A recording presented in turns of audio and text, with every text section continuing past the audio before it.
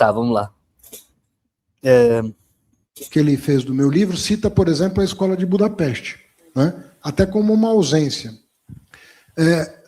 Muito sinceramente, eu não consegui ali, dos discípulos do Lukács, eu não consegui achar nenhum livro sistemático que pudesse figurar como um capítulo.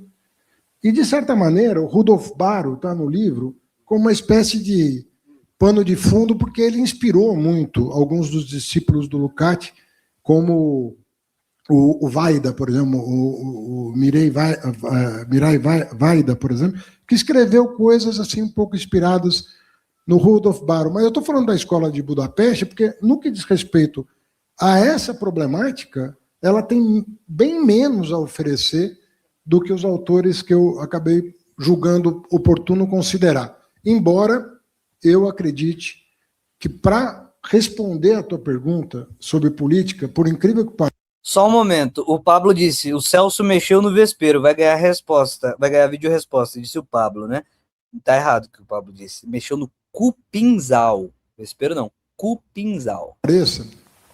Nós vamos ter que fazer uma discussão, na minha opinião, entre Frankfurt e Budapeste, porque tem um debate que ainda não está suficientemente esclarecido, que... Aquele grupo Praxis, que começou, inclusive, com o pessoal da Iugoslávia, eu acho que tentou um pouco fazer uma coisa assim. Tentou fazer, mas eu só tive a oportunidade de ler com a publicação em português pela Boitempo, porque não tinha. Eu sofri para ler uns poucos capítulos de italiano que eu não tenho o menor domínio para escrever o trabalho em linguagem, mas a verdade é que hoje a gente tem disponível um material importante para fazer uma... E eu acho que Frankfurt vai levar vantagem, e eu vou render aqui uma homenagem à Lília, porque por causa dela eu acabei começando a estudar antropologia. E o Moço, na minha opinião, é uma figura central para entender a diferença entre as duas escolas. Porque ele muda o olhar sobre a sociedade sem classes, de uma forma, na minha opinião, inovadora e que veio a ser apropriada pelo Adorno na dialética do esclarecimento. Bom, dito isso, só para falar do que o Celso fala, que esse assunto não... Exatamente, o Celso tem razão, Para a gente pensar política, é isso que eu queria dizer, para pensar política daqui para frente, nós vamos ter que mergulhar um pouco mais fundo nos fundamentos do materialismo. E aí eu me distancio um pouco da ideia de que o desenvolvimento das forças produtivas por si só vai levar a algum lugar. Porque não está aí o problema, não está na relação do homem com a natureza o problema, está na relação entre nós o problema, né? A escassez, isso tudo é resultado da forma que a gente escolheu para interagir. Ela não é um resultado natural da relação do homem como organismo biológico e a natureza. É do homem como ser social, como ser cultural, e os problemas advindos dessa condição, aí sim, e a natureza. Então tem uma coisa prévia que precisa ser melhor entendida, até para pensar num projeto político que não pode ser só nacional, por razões óbvias. Você vê que o nacionalismo, o que ele acaba gerando? Isso não significa abdicar de pretensões nacionais, mas significa lidar com a questão nacional de uma maneira que não excludente, de uma maneira que não antagonize. Porque dá em fascismo, né? O Haddad está ligado. Quem é diferente de você. No caso da escravidão, por que a escravidão é muito importante? Porque é o caso limite disso. É a objetificação plena do ser humano, né? E como disse o Meillassoux, num debate muito importante com a literatura sobre a escravidão na África, ninguém pode enxergar o gradiente das várias escravidões, porque são escravidões que existem. Não é a mesma, né? Você não pode analisar esse gradiente como um contínuo, que vai do quase parente ao pleno objeto. Isso não é um contínuo. E nós temos uma experiência no Brasil mostrando isso. Não existe contínuo. A total objetificação do ser humano que aconteceu no Brasil, nas Américas de uma maneira geral, Caribe, Estados Unidos, sul dos Estados Unidos, é a demonstração né, de um caso extremo de objetificação em que a pessoa não é considerada mais nada. É um objeto disponível, né, plenamente disponível. E essa análise do Brasil, que tem que partir necessariamente dos 300 anos de escravidão, ela tem a ver com o Estado. Ela tem a ver com o Estado. O Estado é reflexo dessa condição. Agora, quem começou a discussão que estava revertendo isso, que estava falando que isso era um absurdo, chuta. Dignidade da pessoa humana, a escravidão é o absurdo do abuso, Aristóteles estava errado. Eles, os iluministas. Né? De maneira que eu defendo a tese, que eu um dia, quem sabe, possa desenvolver, de que o Estado foi entregue aos fazendeiros como indenização pela abolição da escravidão. Não é por acaso que no dia 14 de maio começa um movimento dos republicanos de última hora, né, que um ano depois logra êxito e bota para correr a classe dirigente do país, e no lugar dela não põe outra coisa senão a classe dominante do país para cuidar do Estado como se fosse seu. Então nós estamos com esse problema até hoje. A classe dominante brasileira entende o Estado como dela. Presta atenção como é boa a leitura dele, hein? Presta atenção como a leitura dele é boa, do ponto de vista retórico, político. Ele está dizendo assim, ó, se o Brasil tá uma merda porque tá uma merda, o problema não é a república. O problema não é ter acabado a monarquia. O problema não é as classes abstratas. É o seguinte, no momento em que aconteceu o desenvolvimento da Primeira República, a Primeira República ela é possível porque os militares deram um golpe de Estado no rei, mas a base social sobre a que eles se assentaram foram os grandes fazendeiros. Os grandes fazendeiros, sobretudo de São Paulo, que vão absorver aos poucos o Estado brasileiro. Então, quando ele fala assim, do ponto de vista retórico, tá, ele está contando o que aconteceu mesmo, né? A Primeira República, a base social que dá apoio é a elite do Estado de São Paulo, sobretudo, né?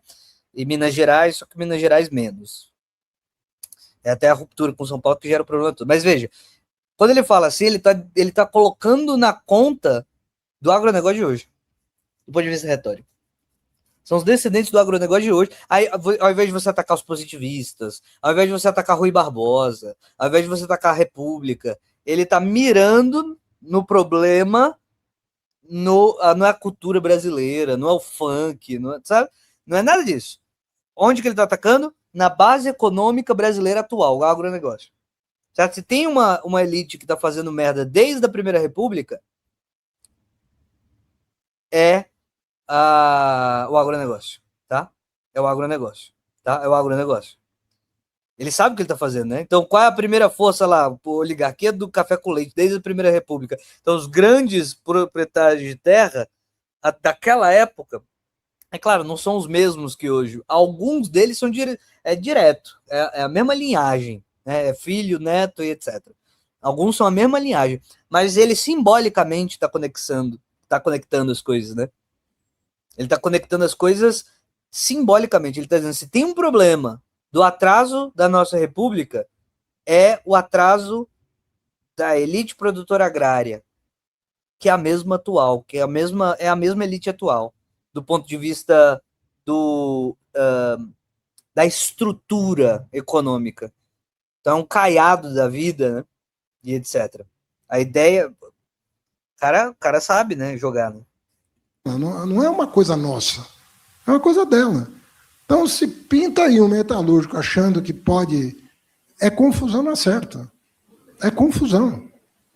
Então, como pintou outros caras na história que desafiaram. Pois é, ainda tem isso, né? Se você vai olhar para os grandes nomes, não é todo mundo, né? Porque assim, o capitalismo permite algum surgimento do novo, etc. Mas em São Paulo e em Minas Gerais tem uma grande quantidade de família que é a mesma, né? A grande quantidade de família que é a mesma. Como é muito pouquinha gente, mesmo que tenha ingressado gente nova, mantém muita gente muito grande que é a mesma, né? Esse pacto feito em 1889, de que eles recebiam aquilo como indenização. Esse acordão, sob os auspícios das Forças Armadas, quando ele é colocado em xeque, a reação é imediata. Você não pode tocar nisso. Você não pode tocar em nenhuma instância. Então, por isso que a democracia no Brasil é tão problemática e tão frágil, porque a democracia leva... É porque o webcomunismo sabe jogar também, né? O Bruno disse, pensar que eu tinha birra com o Celso de Barros por causa do webcomunismo. Quem poderia imaginar? A contestação desse status quo. E quando ela estica a corda, a ruptura institucional pode acontecer. No caso da União Soviética, a pergunta do Celso é muito correta. Pô, não é uma... Bom, primeiro que a análise a posterior... Não, mas é isso que eu quero chamar a atenção. O camarada que falou assim, há uma continuidade nessa elite agrária se ela for considerada coletivamente, né, como um todo, né, na soma, na sua estrutura, na maioria, percentualmente, ou sei lá como você queira dizer, mesmo que alguns não sejam descendentes diretos. Mas o que eu quero dizer é o seguinte, quando você vai fazer afirmações políticas sobre a história, muita gente vai tentar encontrar o problema do Brasil no positivismo, no exército, no, sei lá, o que eu estou querendo chamar a atenção é que ele está claramente, conscientemente, colocando o problema, claro que tem vários problemas, mas ele está dizendo assim, o centro da questão é econômica. É a questão econômica. Não é uma questão ideológica, não é uma questão certa, é isso que ele está sinalizando para o público. Uma parte do... Você olha... Hã? A doideira, né? A doideira. Você faz a análise olhando para trás. E fala, o que aconteceu aqui? Mas acho que a pergunta que ele faz não é essa. Porque isso é a única maneira de estudar a história. Né? A pergunta que ele faz é o seguinte, qual é o indicador de que isso estava acontecendo? E evidentemente, a relação do próprio... Eu não duvido, né? O próprio Haddad falou em positivismo na entrevista do Breno, é o mal da universidade. Não, eu não duvido. Eu estou dizendo que quando ele faz a leitura de qual é o problema do Brasil, é claro que o Brasil não tem um problema, né?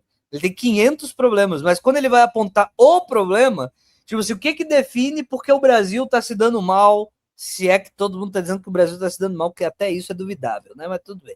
Mas se o Brasil está uma merda, você sente que o Brasil está uma merda aí na sua casa? Pois bem, a essência disso é que lá, desde o início da formação desse país, mandam esses agricultores e eles é que tomam conta do Estado, e eles não aceitam algo diferente do que eles mandando no Estado. Ou seja, ele joga o problema essencial do Brasil na questão econômica, na relação de propriedade e na relação de terras que o Brasil tem, que faz a nossa economia produzir o que produz, né?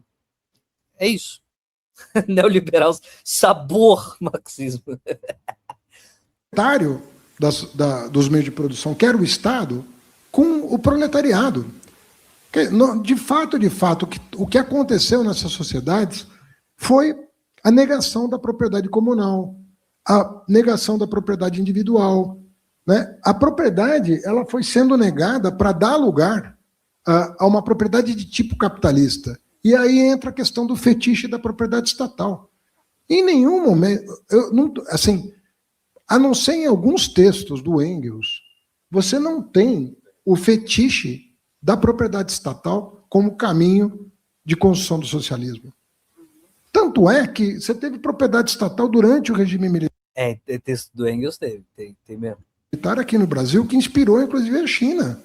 O desenvolvimento chinês foi fortemente influenciado pelo milagre brasileiro dos anos 70.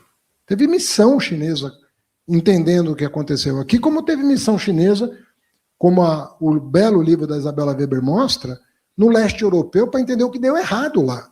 E fazer a China desviar do caminho do neoliberalismo e da globalização, tal como vendida pelo consenso de Washington. Mas a separação do trabalhador dos meios de produção é comum a essas três experiências periféricas, tanto quanto nas economias centrais. A maneira como se deu foi muito diversa, como o livro pretende demonstrar. Mas isso também está, vamos dizer assim, na beleza da diversidade do processo histórico. O processo histórico não é retilíneo. E isso é uma coisa muito interessante, porque um debate na antropologia... A gente falou isso ontem, né? Ontem, velho. A gente falou isso ontem. Hoje, né? Sobretudo a partir do livro do David Graeber, é muito isso, olha. Não dá para chamar... David Graeber? Eu achava que era David Graeber. Uma sociedade, eu vou chamar de paleolíticas, porque eu nem sei o termo, que cada hora muda o termo. Né? As sociedades paleolíticas, lá atrás, né? Antes da Revolução Neolítica, a impressão que dá, né, na literatura antiga é assim, isso aqui tem uma homogeneidade. Vem o Graeber e fala, cara, não tem homogeneidade. Ao contrário, nós estamos muito homogêneos hoje, mas nós fomos muito precisamente. Muito mais diversos, heterogêneos no passado do que a gente imagina. O Perriand... E eu, como historiador, tenho que interferir aqui e falar. E o grande problema não é que tem muitas formas e a ideologia não deixou a gente ver.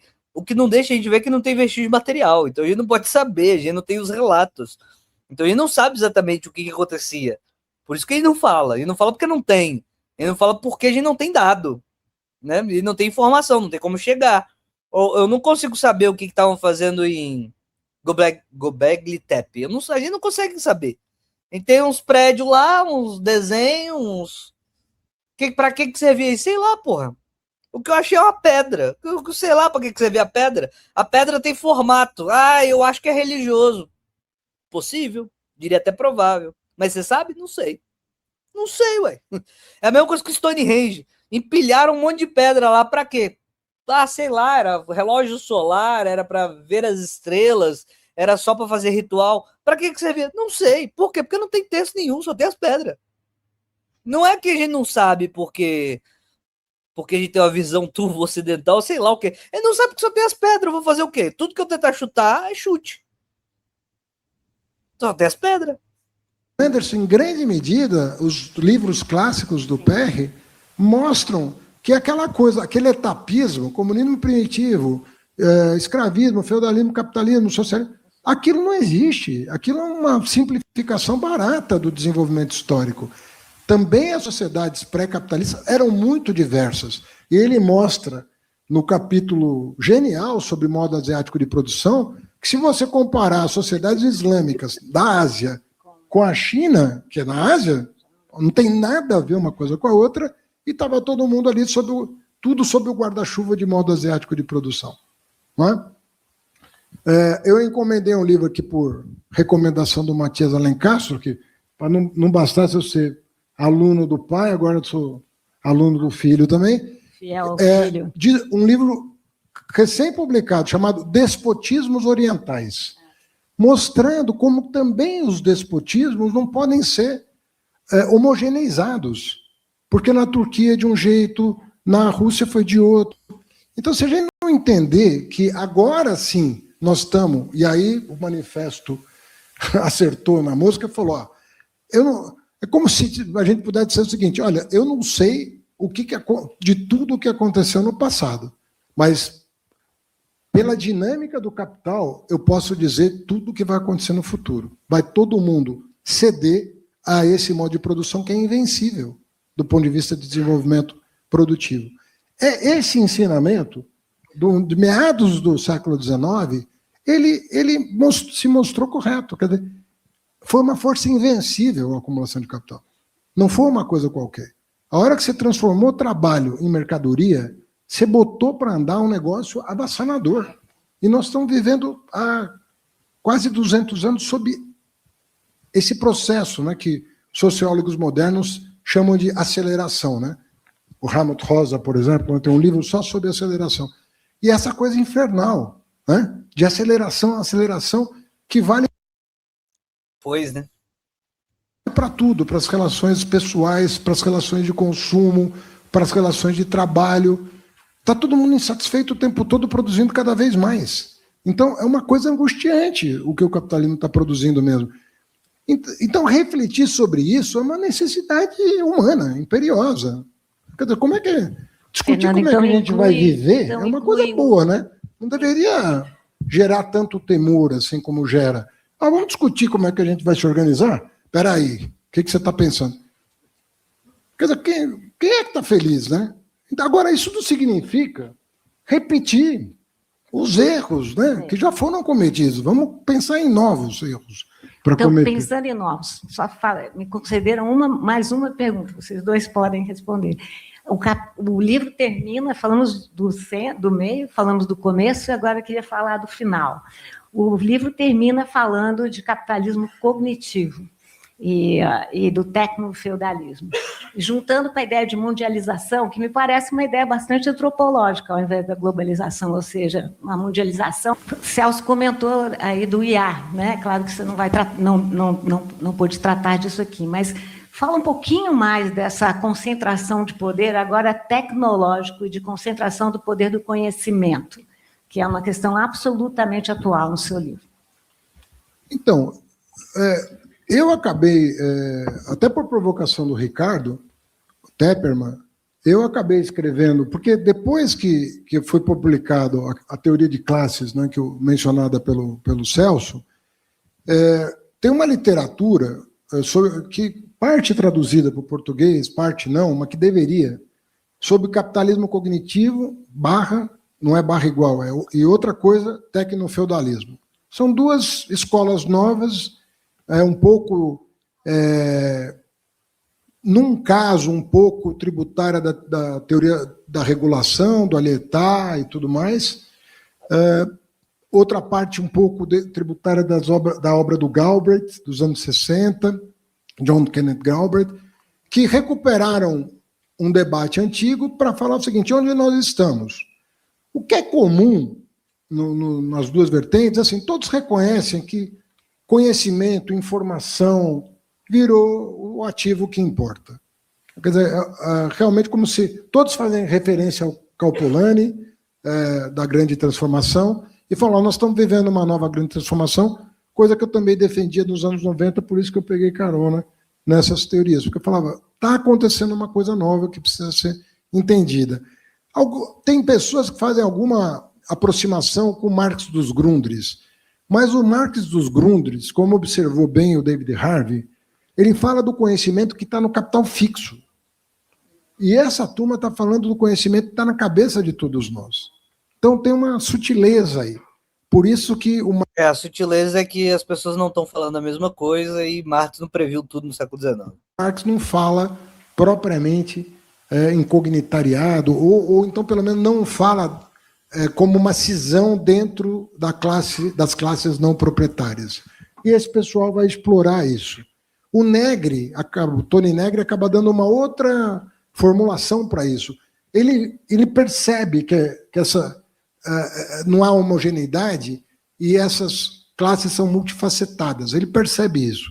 Mas ele coloca sob um guarda-chuva que explica pouco, que é o conceito de multidão. Então tem um livro dele chamado Multidão, que ele fala, olha, é uma coisa só e tenta pensar política a partir dessas premissas. O que, na minha opinião, acaba dando num beco sem saída, porque você não analisa a especificidade, o comportamento, a visão de mundo de cada ator no processo produtivo. Mas eu acho que nós estamos diante hoje, assim, primeiro, assim, nós temos que nos entender sobre o mundo atual. Isso não significa que a gente precisa ter uma teoria, não vai ter a verdade absoluta, mas nós precisamos entender sobre algumas premissas, né? E, do meu ponto de vista, aí eu estou mais com o Piketty do que com a Guion, por exemplo, eu acredito que a desigualdade, ela vai, infelizmente, que já aumenta nos últimos 30, 40 anos, vem aumentando, ela vai continuar aumentando. E tem uma coisa que o livro diz, que é o seguinte, no final dele, eu digo o seguinte, os liberais, eles têm, às vezes não é frontal esse argumento, mas eles tendem a analisar desigualdade no capítulo da diferença. Então, nós somos desiguais porque nós somos diferentes. E aí, tudo bem, um é rico, o outro é pobre, mas assim, a gente é diferente, isso vai se expressar de alguma maneira na riqueza que cada um acumula. E eu acho que não funciona assim. A desigualdade, quando ela está moderada, quando consegue, via Estado, quando o Estado mitiga os efeitos do desenvolvimento capitalista e organiza a sociedade em termos de desigualdade moderada, realmente as tensões sociais diminuem muito. É verdade. Mas, deixada a própria sorte, essa dinâmica leva a uma desigualdade absurda. E quando isso acontece, você não está mais falando de diferença. você está falando de contradição. Você está falando de processos contraditórios. E eu entendo que nós estamos, nesse momento, nessa fase, em que a contradição está se impondo. Está se impondo. Então, veja você que, assim, quando eu escrevi no final dos anos 90, eu falei, a esquerda não vai ter resposta para o que está acontecendo, vai vir a crise do neoliberalismo, e quando a crise vier, nós não vamos ter o que falar. Consequência disso, estou falando no final dos anos 90, consequência disso, a extrema-direita vai ascender ao poder.